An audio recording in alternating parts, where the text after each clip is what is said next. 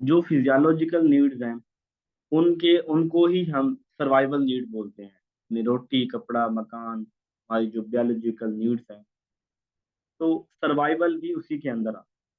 ये सवाल अगर आपके पास आए और वहां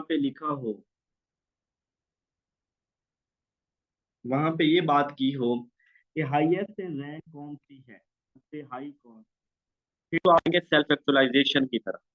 अगर कहे इम्पोर्टेंट है, फोरमोस्ट इम्पोर्टेंट कौन सी है, उस सूरत में जो है वो जिसको सबसे ज्यादा जो है किसके ऊपर फोकस किया गया है, तो उसके लिए हम सर्वाइवल लगाएंगे। ठीक है।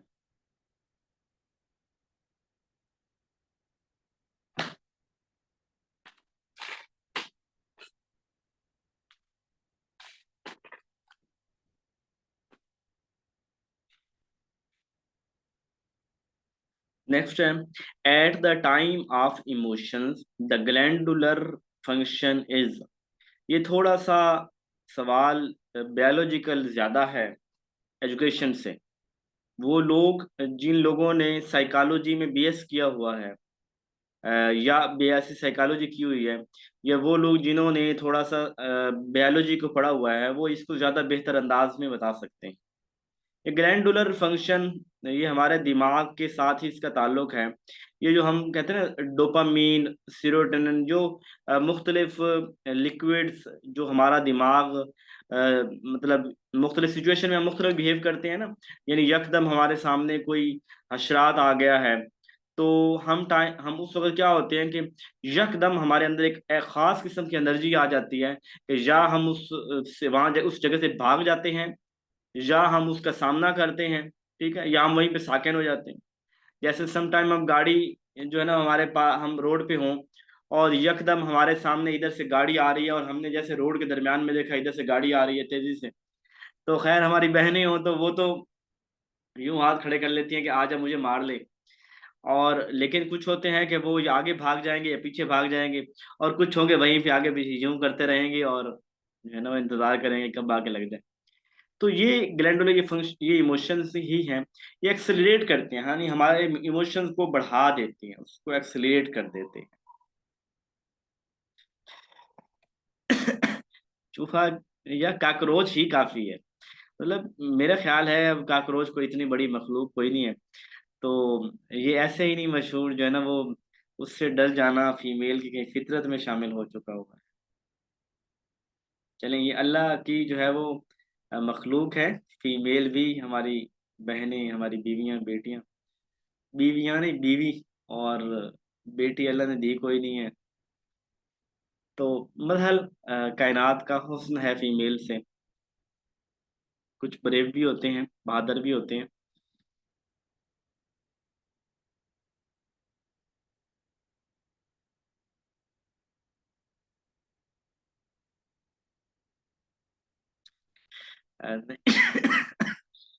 अच्छी हैं मेरी बेगम साहिबा, और उन्हें मुझे मेरे ऊपर जो है वो 100% एतमाद है।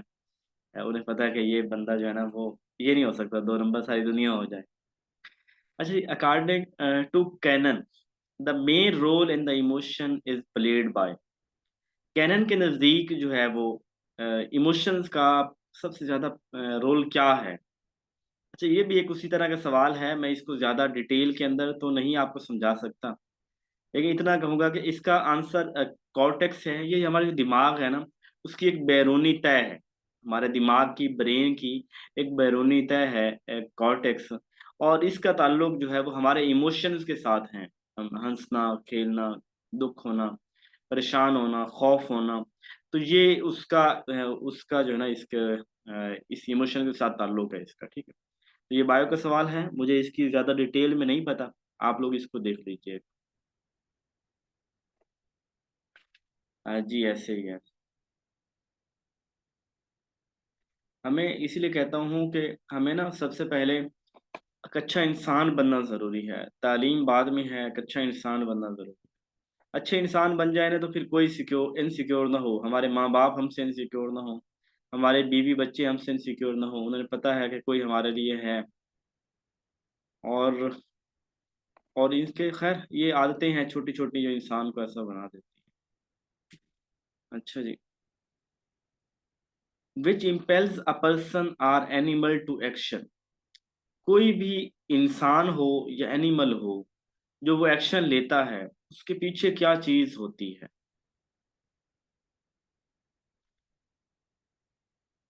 मेरा मेरा ख्याल है कि इसका आंसर नीड है। ठीक है। Drive, no doubt drive action की तरफ लेके जाती है। ठीक है, जब हम एक्शन लेते हैं, लेकिन बेसिक तो पीछे जो है ना हमारे पास नीड होती है। यानी कोई नीड, किसी कोई ज़रूरत हमें है, जिसकी वजह से ड्राइव होती है। जब वो एक्सट्रीम लेवल पे आ जाती है, यानी मेरी नीड है, ज़रूरत है, खाना खाना है। अब मेरे सामने खाना आ गया है, तो खाना आने के बाद जो मैं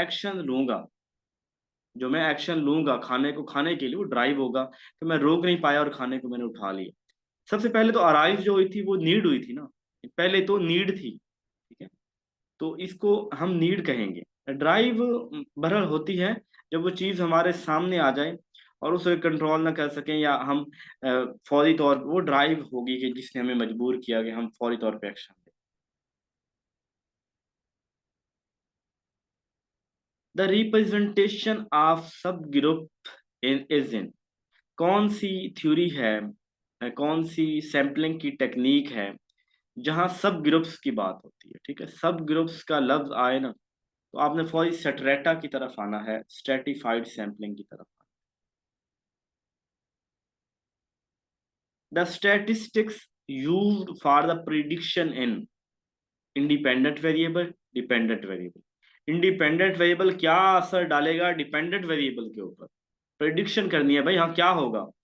भाई डिस्कशन मेथड से पढ़ाएंगे तो बच्चों की परफॉर्मेंस क्या होगी, इंप्रूव होगी, डिक्लाइन होगी? अब यानी जहां पे हम प्रिडिक्शन कर रहे होते हैं इंडिपेंडेंट डिपेंडेंट वेरिएबल के दरमियान, इसे रिग्रेशन बोलते हैं। क्या बोलते हैं? रिग्रेशन बोलते हैं। इस तरह का सिमिलर टर्म हम पहले कर चुके हैं। Which one of the means is the most reliable source to get information?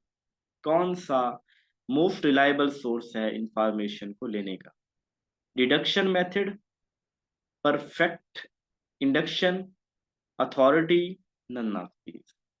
आप लोग गलत आंसर लगा रहे हैं। डिडक्शन तो हम ये कहते हैं कि वो जहां हम चीजों को समराइज कर रहे होते हैं, कंक्लूड कर रहे होते हैं, तो ये कोई सोर्स अच्छा नहीं है, यहाँ तो रिवीजन कर रहे हैं।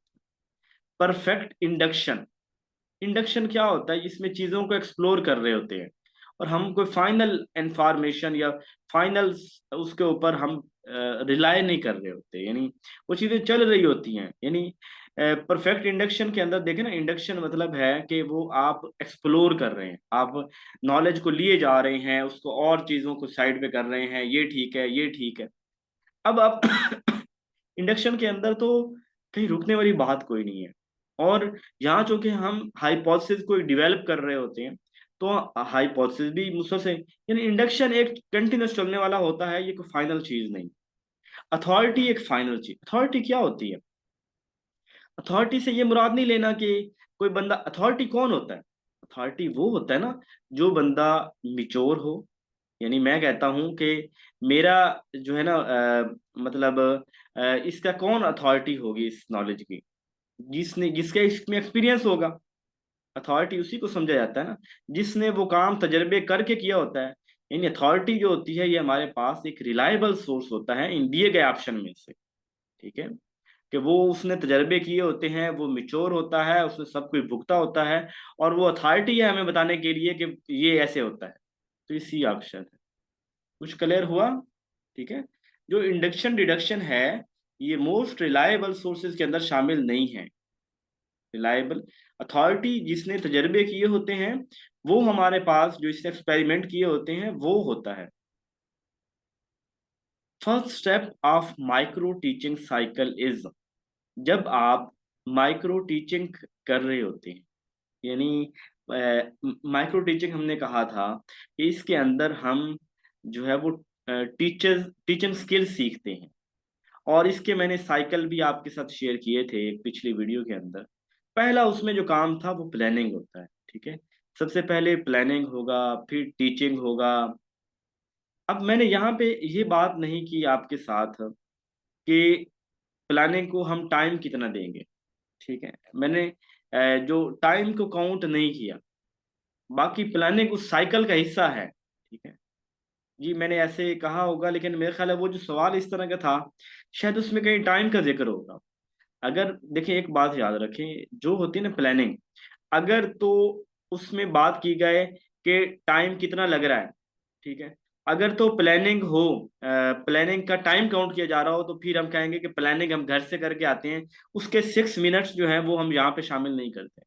लेकिन सबसे पहले प्लानिंग का ऑप्शन उस पूरे सर्कल में, पहले प्लानिंग होगी, फिर टीचिंग होगी, फिर फीडबैक होगा, फिर री प्लानिंग होगी, री टीचिंग होगी, री फीडबैक होगा। री प्लानिंग के अंदर हम 6 मिनट लेंगे, और पहली प्लानिंग के अंदर हम 6 मिनट नहीं लेंगे, वो हम प्लानिंग घर से करके आएंगे। लेकिन जब साइकिल बनता है, स्टेप्स काउंट होते हैं, तो उसके अंदर प्लानिंग करेंगे, ठीक है। अगर मुझसे मैंने गलत किया, मैंने पहले गलत बताया हो, तो मैं उसके लिए माजरत खा हूँ, ठीक है। और अगर शायद मेरा उस वक्त मकसद यही हो सकता है कि टाइम हम पहली प्लानिंग को नहीं देते, हम दूसरी प्लानिंग को टाइम देते हैं, ठीक है। और दूसरा ये है कि मतलब पहले वाली प्लानिंग को टाइम नहीं देती, लेकिन उस साइकिल के अंदर प्लानिंग शामिल होती है, प्लानिंग, टीचिंग, फीडबैक, री प्लानिंग, री टीचिंग, री फीडबैक, ठीक है। उस इस तरह होगा। बस ये होता है। अच्छा मैं आज आपको बताऊं, मैं ना सुबह सुबह एक मुझे मैसेज मिला, तो मेरे वैसे सर में दर्द आज सुबह से ही है। शायद ये हो सकता है कि वैसे नेचुरल हो, या मैं दिल बड़ा छोटे का आदमी हूँ, और बड़ी चीज़ें ना बड़ी जल्दी असर करती हैं। सुबह एक दोस्त का मैसेज आया, और बड़ा ही सख्त मैसेज था उसका ना। तो मैं एक बात बताऊं, देखें ये जो मैं एजुकेशन पढ़ा रहा हूँ ना, तो परफेक्ट कोई भी नहीं होता। और हम सारी जिंदगी ना कोशिश कर रहे होते हैं कि हम पहले से बेहतर हो जाएं, पहले से बेहतर हो जाएं। आप भी सीख रहे हैं, कितने सालों से, आप भी 2 साल से कुछ लोग मेरे साथ जुड़े हैं, जब से मैंने पढ़ाना शुरू किया मेरे साथ जुड़े हुए हैं। और कुछ हर कोई अपने आप को बेहतर कर रहा है कि हम अपनी एजुकेशन को, अपने सब्जेक्ट को पहले से बेहतर कर, तो मैं भी यही कर रहा हूँ। तो और इसमें होता है कि मैं आपको एमसीक्यूज पढ़ा रहा हूँ, कुछ यकीन करें एमसीक्यूज ऐसे हैं कि मैं उनको ना 4 5 7 वेबसाइट से चेक करता हूँ, तो सब के ऊपर उनका आंसर मुख्तलिफ होता है। यानी मुझे नहीं समझ आती, मैं इसमें कोई इनकार नहीं है। यानी मुझे कुछ एमसीक्यूज की समझ नहीं आती, मैं मुख्तलिफ वेबसाइट से चेक करता हूँ, और उसके बावजूद मुझे समझ नहीं आती। और यानी कि ये कोई आप खुद देख लें, आपको कितने एमसीक्यूज ऐसे होंगे कि आप कंफ्यूज होंगे, आपने उसके मतलब सर्च भी किया होगा फिर भी पता नहीं चलेगा। तो ये एजुकेशन सब्जेक्ट ऐसा है, ये कोई ऐसे डिक्लेरेटिव नहीं है कि उसके लिए एग्जैक्ट HCL फार्मूला है तो उसकी वो होगा। मतलब कुछ चीजें ऐसी हैं। तो अगर आपका ये कहना कि सर आप तैयारी, आपको आता कुछ नहीं है, या आप तैयारी करके नहीं आते, तो आपको पढ़ाने का तरीका नहीं आता, आप ठीक होंगे, मैं बेहतर कर रहा हूँ अपने आप को। लेकिन ये है कि वो जो है मतलब कुछ चीज़ें ऐसी होती हैं कि वो चीज़ें नहीं हो सकती, ठीक है। बाकी बेहतर कर रहे हैं इंशाल्लाह। आज पिछला कल जो था उससे आज बेहतर है, और आइंदा कल के अंदर उससे बेहतर होने की कोशिश करेंगे।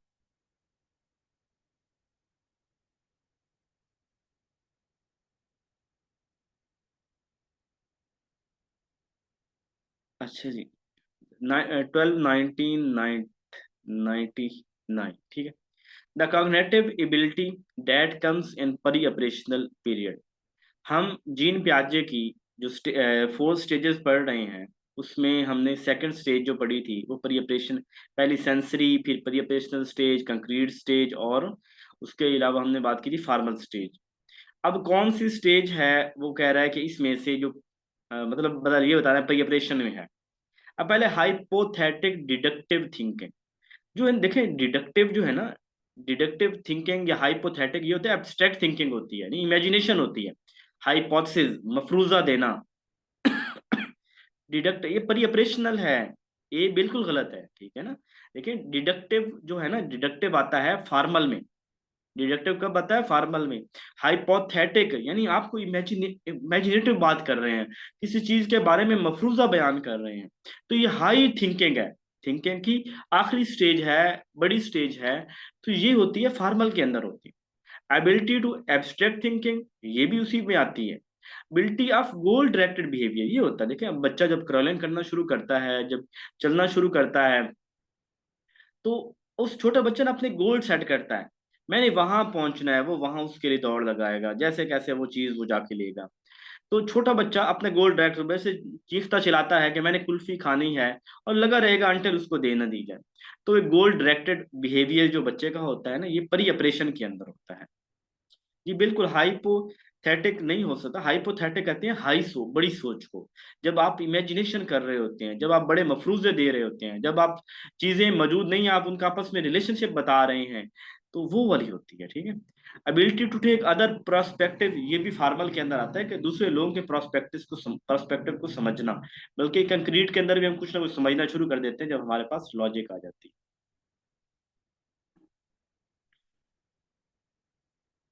We are what are the three components of educational process? Education के तीन कंपोनेंट्स कौन से हैं? टीचर और स्टूडेंट तो हैं, और बदल एजुकेशन भी, ठीक है, ये बी ऑप्शन करेक्ट होगा। टीचर, स्टूडेंट और एजुकेशन, ये किसने दिए थे? मुझे लगता है ये रिपीटेड क्वेश्चन है।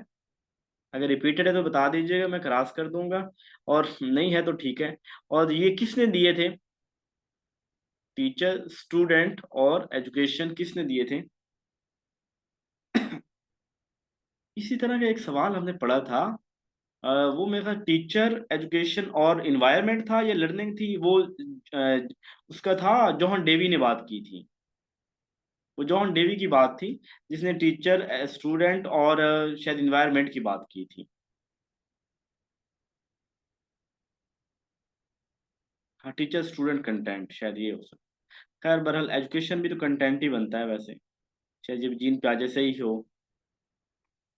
What is the compulsory element of learning? सीखने के लिए ना किस चीज का होना जरूरी है? यानी वही शख्स सीख सकता है जो रीड कर सकता है, एबिलिटी टू लर्न। यानी जो बंदा लर्न करने के काबिल नहीं है, रीड करने के काबिल नहीं है, वो बंदा नहीं सीख सकता। ब्राइट माइंड वही बंदा सीख सकता है जो बड़ा जहीन हो। ये टेंडेंसी टू नो, वो बंदा सीख सकता है जिसमें जानने की सलाहियत हो, जिसमें कोशिश करता हो, जो क्यूरियस हो, जो सीखना चाहता हो। तो टेंडेंसी टू नो जो है, इसका करेक्ट आंसर होगा। हु बिलीव डैट, जी बस, उस्ताद जितना मर्जी जबरदस्त तरीके से पढ़ा लेना, जिसने क्लास में बैठा है सीखने के लिए नहीं बैठा, उसको उस्ताद तो नहीं सिखा सकता ना। सीखने के लिए उसकी जो है वो क्या बोलते हैं, रिस्पॉन्स का होना भी जरूरी है। Who believe that education is a process of man adjustment to nature, nature की बात आए ना, तो ये नेचरलिज्म वाले हैं। इन्वायरमेंट, नेचर, ये दोनों नेचरलिज्म वालों से बात हुई, ठीक है।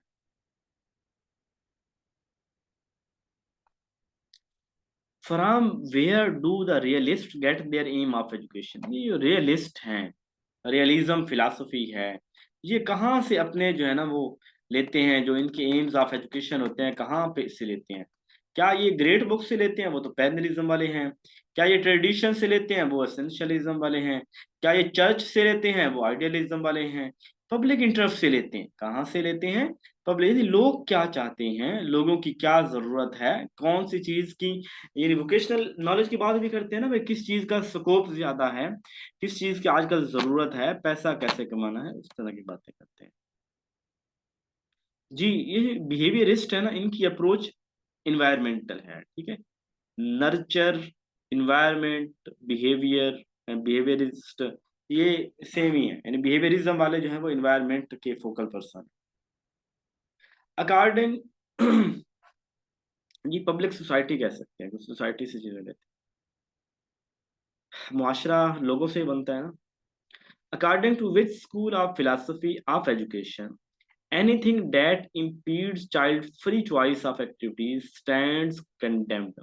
हर वो चीज जो बच्चे की जो है ना वो उसकी फ्री चॉइस के अंदर रुकावट है, उसको कंडेम्ड करते हैं, उसको कंडेम्ड। ये सर जिन्होंने बताया ना, सी ऑप्शन, फहद अब्दुल्ला साहब। देखिए कंडेम्ड की बात हुई है, यानी वो उसको क्रिटिसिज्म करते हैं। वो कहते हैं कि वो चीज, हर वो चीज जो बच्चे की फ्री चॉइस के अंदर एक्ट के अंदर जो है वो रुकावट बनती है, इम्पीड, रुकावट बनती है, उसकी उसकी मजम्मत करते हैं। आइडियलिज्म नहीं होगा, मार्क्सिज्म भी नहीं होगा, वो रियलिज्म वाले हैं उस तरफ, यानी ये थोड़ी रिजिड तरह के। अब बात आएगी इम्पीड, फोकस कराया था, इम्पीड पे फोकस करे तभी आपने। अच्छा, नेचरलिज्म और प्रैग्मेटिज्म आप, अच्छा अब इस इन दोनों में देखना है। मेरे नजदीक जो है ना इसका आंसर प्रैग्मेटिज्म ठीक है। कि प्रैग्मेटिज्म जो लर्निंग बाय डूइंग की बात करते हैं, और ये भी बच्चे की फ्री चॉइस की बात करते हैं। नेचरलिज्म वाली बात होती है अगर हम कहीं नेचर की बात कर रहे होते हैं, हम इन्वायरमेंट की बात कर रहे होते हैं, उसके अब एक्टिविटीज तो हम ज्यादा करवा रहे होते हैं, लर्निंग बाय डूइंग, और एक्टिविटीज हम प्राग्मेटिज्म के अंदर करवा रहे होते हैं। ठीक है। फरी की बात करते होंगे, लेकिन फरी जो है ना, दूसरा एक्टिविटी, फरी चॉइस की बात हमने की है। ये ना एक्टिविटीज की बात जो हो रही है ना, उस बुनियाद पे हम प्रैग्मेटिज्म की तरफ आएंगे। ठीक है, कि उसके अंदर child free choice of activities को, वो एक्टिविटीज जो है देखे कि मैंने कौन सी करनी है, और उसको आज़ाद है अपनी उन एक्टिविटीज को करने के अंदर। इस वजह से करके इसका आंसर प्रैग्मेटिज्म होगा। ठीक है। जो है ना, नेचरलिज्म के जाने के लिए मेरे नज़दीक इसके पास और स्ट्रॉन्ग जो है वो होने चाहिए थे, इन्वायरमेंट होना चाहिए था, कोई इस तरह की चीज़ें होती तो वो ज़्यादा था।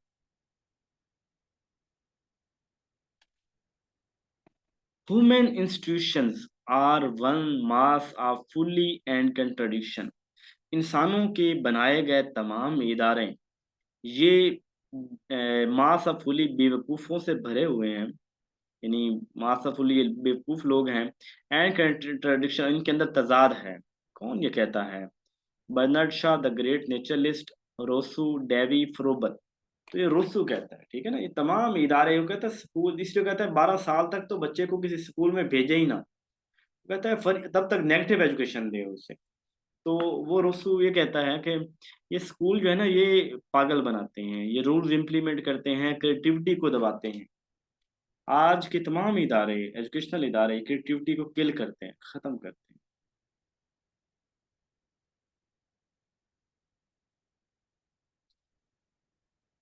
अच्छा जी, democracy does not believe in, जो डेमोक्रेसी है, democracy does not believe in, democracy किसके ऊपर बिलीव नहीं करते? सेकुलरिज्म पे बिलीव नहीं करते।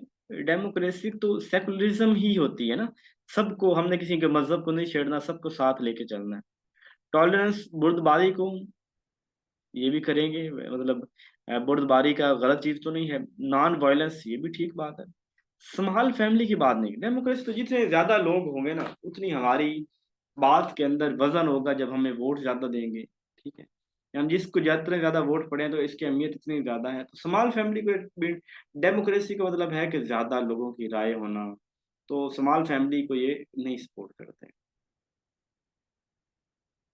The objective of education according to idealism, idealism के नजदीक एजुकेशन के ऑब्जेक्टिव क्या हैं? सेल्फ एक्सप्रेशन, ये नेचरलिज्म वाले बात करते हैं सेल्फ एक्सप्रेशन की। ठीक है, self expression and self realisation, दोनों बातें ये नहीं। सेल्फ रियलाइजेशन ओनली, सेल्फ, खुद को पहचानना, अपनी जात को पहचानना, ये बात करते हैं आइडियलिज्म वाले। ठीक है, अपनी जात का सेल्फ रियलाइज, अपनी खुद ही को पहचानना, तो ये वाले बात करते हैं। Which school maintained that the main task of the educator is to put the education into the opposition of develop values for himself। यानी वो कहता है कि एजुकेशन का निज़ाम ऐसा हो कि जो किसी इंसान को अपने लिए वैल्यू सेट करने के काबिल बना। ठीक है, यानी वो अपने लिए क्या बेहतर है, क्या गलत है, इसको करने के काबिल हो जाए। ठीक है, ये एग्जिस्टेंशियलिज्म वाले कहते हैं कि यार हमें वैल्यूज सीखनी है जिंदगी में ना, और हम अपनी वैल्यूज के जो कंसिक्वेंसेज हैं उनके खुद जिम्मेदार हैं, ये बात करते हैं। Where was first experimental psychology laboratory setup, सबसे पहली जो साइकोलॉजी की लेबोरेटरी है, ये विलियम वोंट ने 1779 के अंदर लिप्जिग, जर्मनी के शहर के अंदर उसने ये लेबोरेटरी बनाई थी, जिसके अंदर इंसानों की जो है वो उनकी साइकोलॉजी को रीड करने के लिए बनाई गई थी। ठीक है।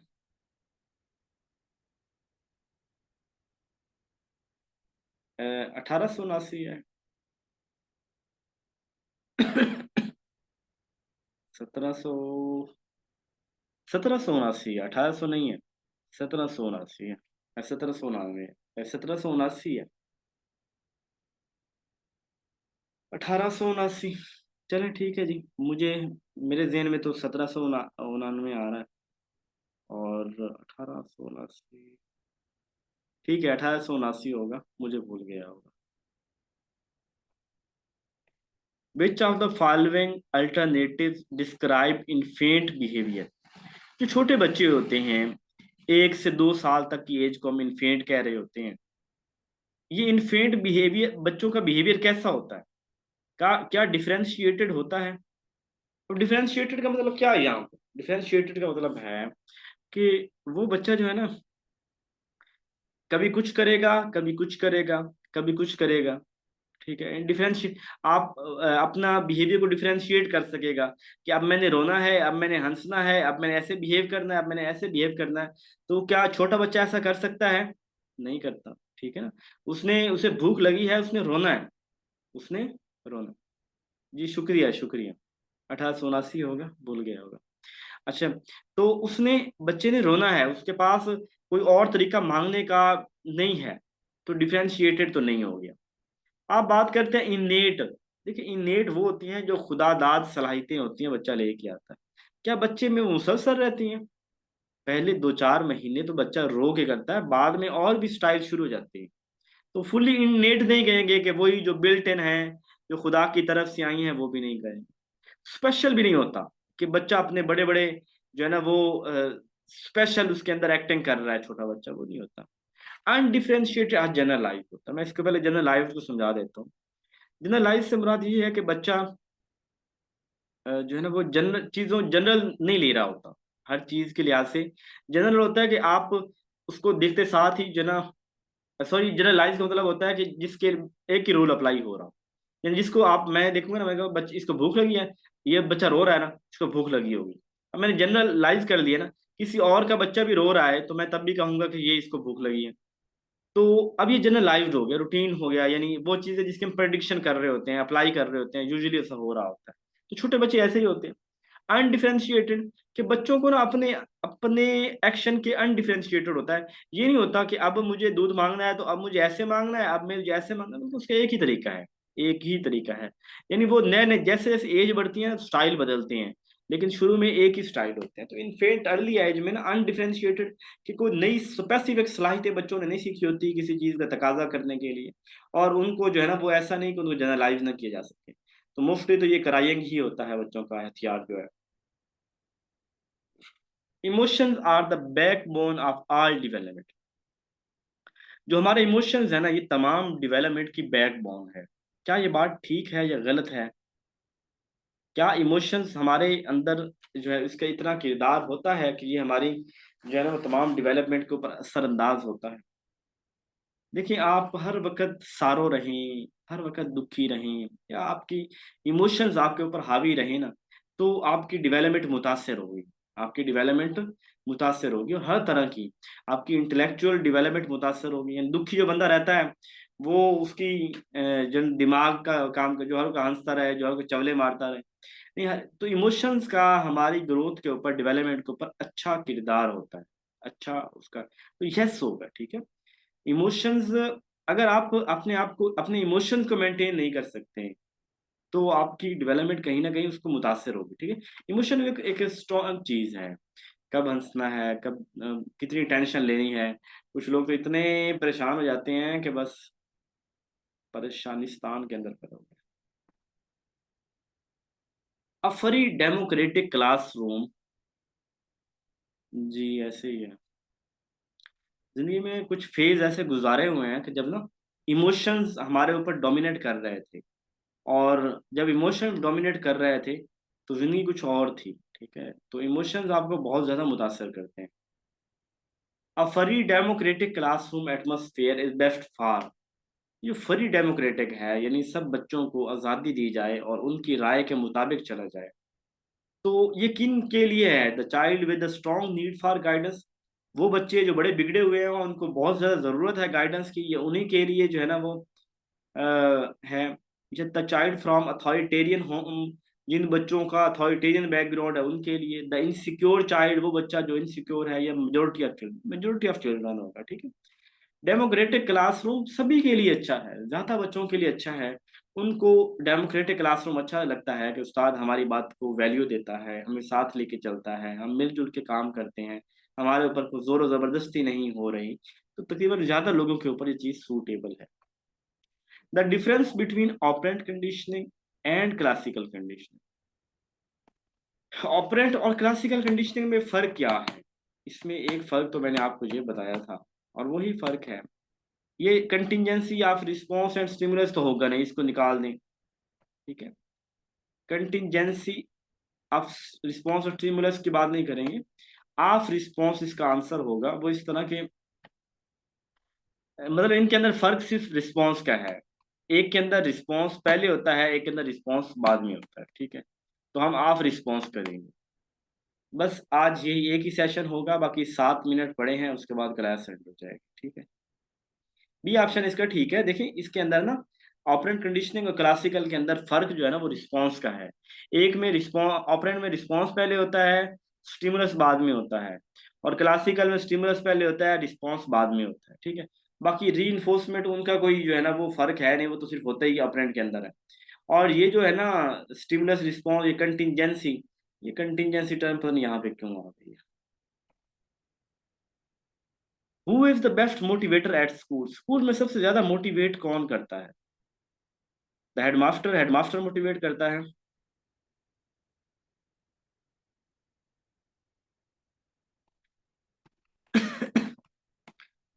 और सैड है इन्वायरमेंट।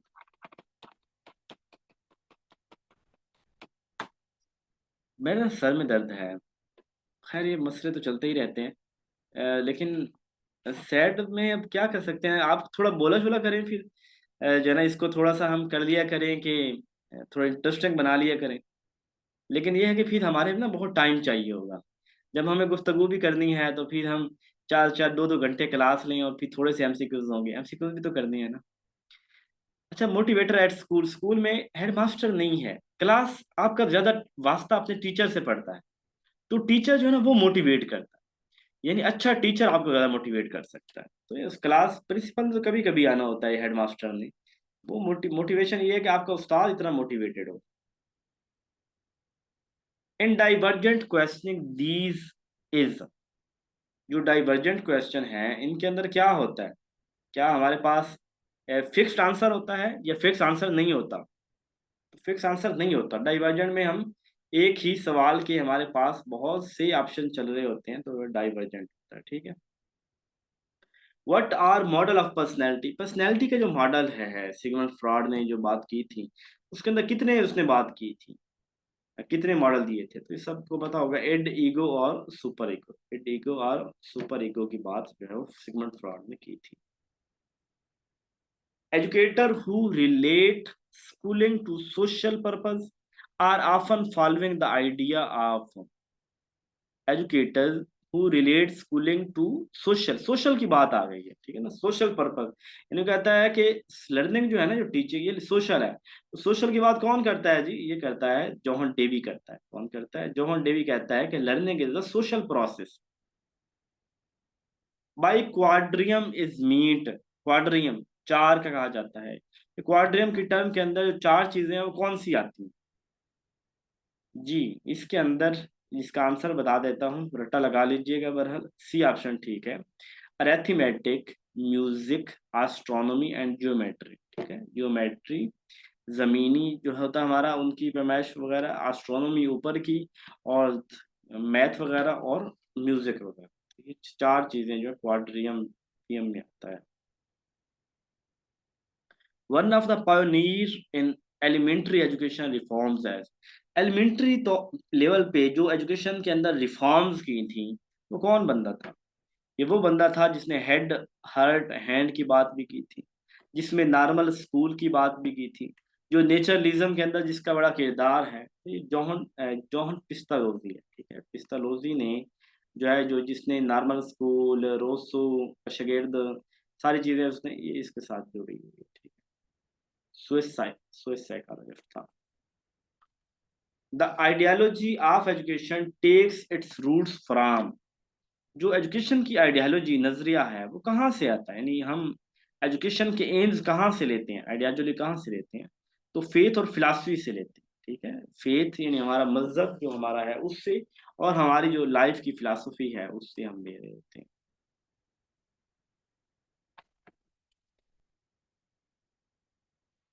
साइंटिफिक सोसाइटी जो कि बनाई थी, सर सैयद अहमद खान ने, और ये बनाई थी उसने गाजीपुर के अंदर बनाई थी। और इसके अंदर उसने जो है ना वो इंग्लिश किताबों को उर्दू के अंदर ट्रांसलेट किया जाता था। तो ये कब बनाई गई? बी ऑप्शन वाले गलत बता रहे हैं। ए ऑप्शन में 1864 हो जाता तो ज़्यादा बेहतर था, लेकिन 1863 भी हम कह सकते हैं कि साइंटिफिक जो वो एक यहीं गाजीपुर में स्कूल बनाया था 1863 में, 64 में फिर। तो ये ए ऑप्शन इसका ठीक है। ठीक है, अगर यहाँ पे 64 हो जाए तो ज़्यादा बेहतर है, मैं 64 कर देता हूँ बल्कि ना, क्योंकि 64 होना चाहिए, हमने 64 पढ़ा है। तो 1867 में 64 है। Under the Muslim that art that the art that was most developed, मुसलमानों के तमाम मदवार के अंदर कौन सा हुनर था, फन था जिसके अंदर मुसलमान माहिर थे, उनको उसके अंदर बहुत कमाल की जो है वो सलाहियतें हासिल थी और उन्होंने इसके ऊपर बड़ा काम किया था। कैलीग्राफी है ये, जो आज भी आप कैलीग्राफी देखते हैं, बिस्मिल्लाहिर रहमानिर रहीम बड़े जबरदस्त अंदाज में लिखा होता है। The theory of self-realization has been presented by, self realisation, ये खुदी की थ्योरी किसने दी थी? अपनी ज़ात को पहचानना, अपनी ज़ात का तारुफ ही किसने दी थी? अल्लामा इकबाल ने दी थी। ठीक है। क्लास एंड हो रही है, आज यही एक ही क्लास होगी। ठीक है। ओपन डोर पॉलिसी किसकी थी? किसने एडमिनिस्ट्रेशन के दौर पर डोर, जिसका मसला है वो खुलेआम मेरे पास आए और मैं बंदा उनकी खिदमत के लिए बैठा हूँ। और वो शख्सियत कमाल की शख्सियत थी अपने फैसलों के अंदर, अपनी बहादुरी के अंदर। ओपन डोर पॉलिसी हज़रत अली रज़ी अल्लाह तआला अन्हु की थी। ठीक है, ये हज़रत उमर फारूक नहीं है, हज़रत अली रज़ी अल्लाह तआला अन्हु। ठीक है, इसको थोड़ा सा सोचिए, देखिएगा। मेरे नज़दीक इसका जो सोर्स हज़रत अली रज़ी अल्लाह तआला अन्हु हैं, जिनकी जो है वो एडमिनिस्ट्रेटिव पॉलिसी थी, ओपन डोर पॉलिसी थी। ठीक है, चलिए 1224 90 से लेके जो है वो 1324 तक हो गए हैं। 24 और 34 और 35 सवाल हो गए। चलिए कोशिश किया करेंगे कि 50 सवाल, लेकिन फिर वही है। चले, जो भी हुआ देखा जाएगा। ठीक है, अपना ढेर सारा ख्याल रखिएगा, दुआओं में याद रखा करें।